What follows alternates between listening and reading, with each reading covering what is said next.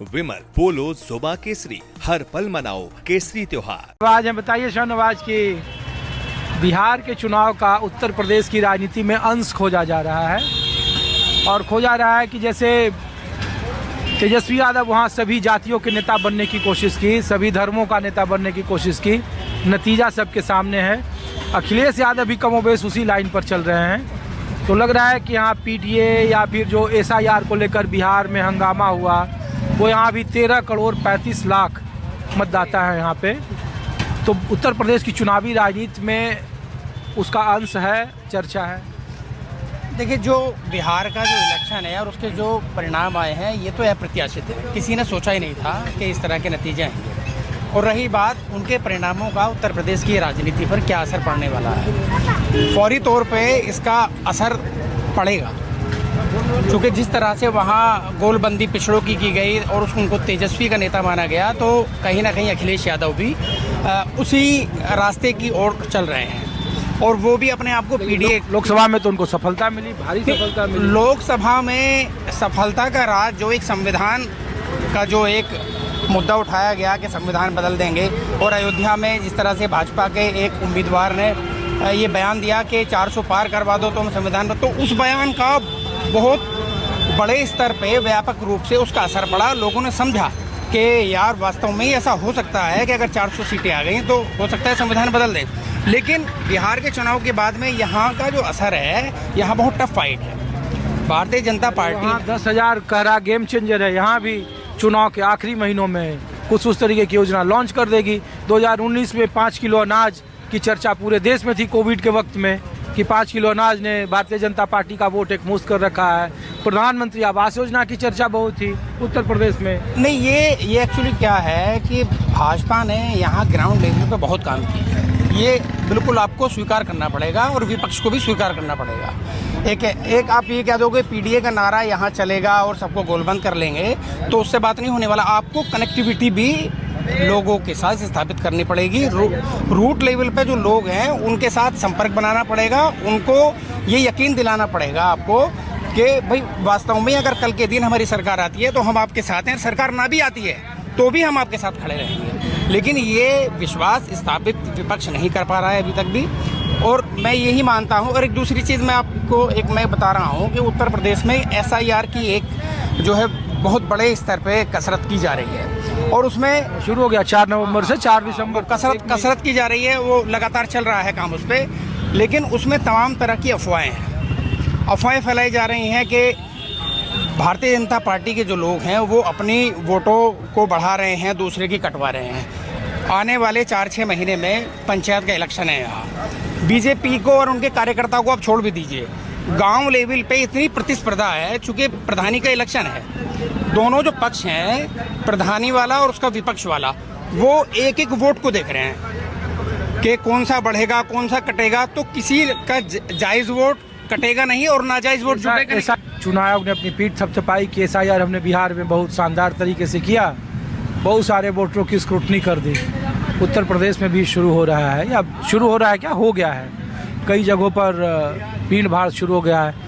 आप लोग के यहाँ की क्या रिपोर्ट है? आपके गांव में बीएलओ वगैरह आए नहीं आए? नहीं, बीएलओ अपना काम कर रहे हैं। SRI पर जो है फॉर्म वगैरह हैं वो घर घर पहुँचा रहे हैं। और जिसमें देखो जो नाम लिस्ट में है, ये जो भाई ने भी कहा कि जो नाजायज़ वोट है वो ख़त्म हो जाएंगे, जो जायज़ है वो जुड़ जाएंगे।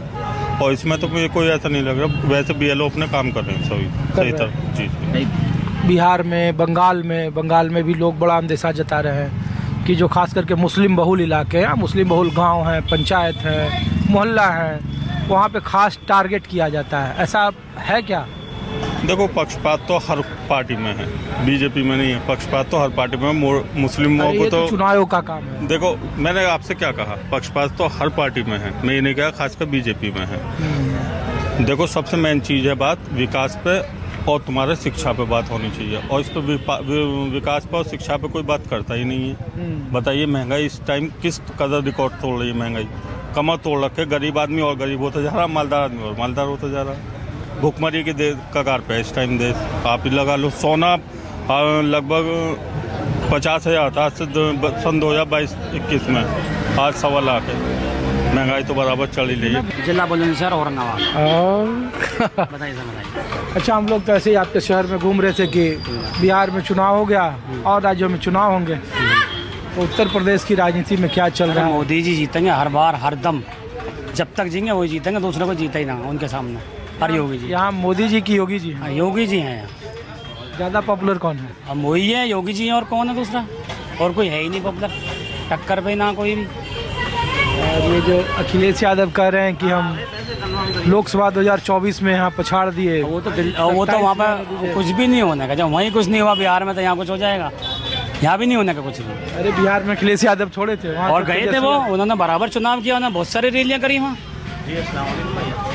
ऐसा यार, आपके यहाँ BLO वगैरह, आपके घर में वोटर वगैरह सब ठीक है ना? कटे? हाँ, नहीं और तो वो चल रहा है ना, फार्म भर भर के दे रहे हैं लोग अभी। इसका असर है SIR का?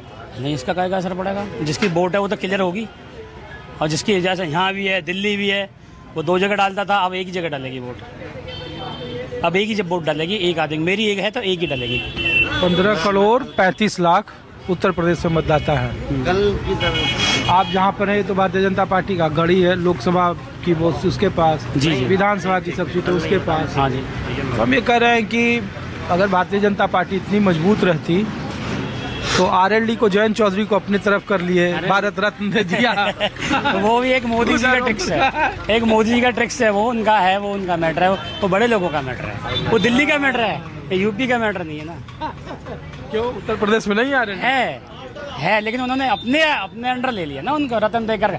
ये तो मोदी जी चाहते ही हैं मेरे साथ सब आए। अखिलेश यादव लड़ाई में रहेंगे कि कह नहीं सकते, उनके लिए तब मुश्किल है। जब बिहार को हरवा दिया उन्होंने, और क्या करेंगे वो? अरे बिहार में समाजवादी पार्टी थोड़ी लड़ रही है। अरे तो उन्होंने तो बराबर कैंपेन किया, बराबर रैलियां करी।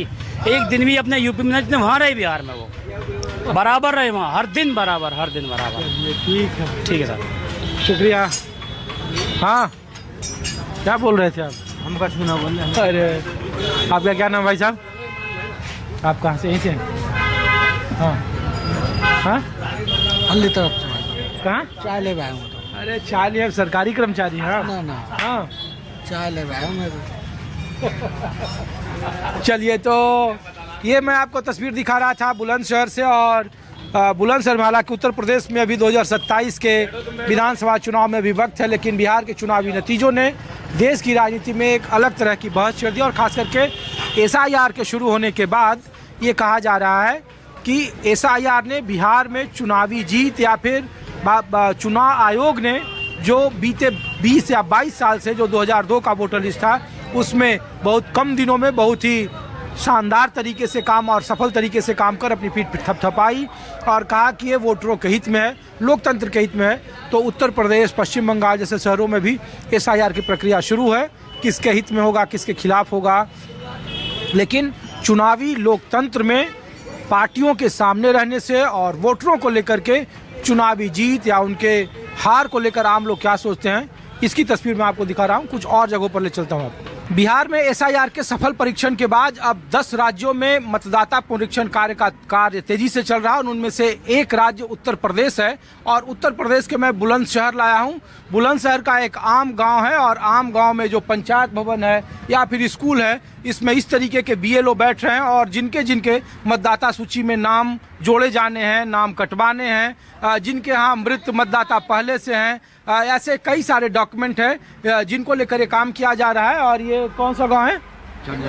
चंदेरो। और विधानसभा कौन सा है? सिकंदराबाद। और आप? अरे यहाँ से तो ये फॉर्म मतदाता सूची में क्या क्या मांग रहे हैं यहाँ लोग? डॉक्यूमेंट मांग रहे हैं, ये वोटर ID मांग रहे हैं, मकान नंबर। 2023 के मतदाता सूची में नाम था जी। क्या ये नया फॉर्म जोड़ने के लिए है या हटाने वाला? ये नया फॉर्म, पहली बार वोट डालूंगा। अच्छा, फर्स्ट टाइम वोट के लिए? जी। हाँ हाँ जी भाई। और 2023 में आपका मतदाता सूची में नाम था? जी। हाँ जी। तो ये जांच में क्या क्या मांग रहे हैं आप लोगों से? डॉक्यूमेंट मांगे थे पहले, वो तो हो गया। डॉक्यूमेंट मांगे थे, फार्म आए उसके थ्रू।